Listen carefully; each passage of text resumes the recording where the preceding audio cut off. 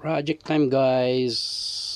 Close up view ng ating kagagawang project lang.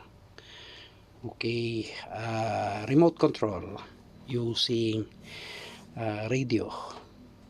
I-remote ito yung receiver nya, tapos ito yung i-remote load natin, i-remote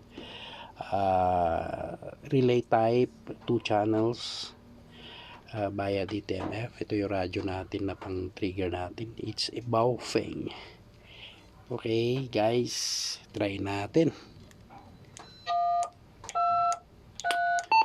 Ayun, nag-on yung radio. I-on natin yung ilaw. Ayun, i-off natin yung radio. Ayun, ganda yan para sa repeater na ginajam ng mga kamote. Okay guys, thank you very much for watching. Check nyo yung YouTube channel ko below. Thank you.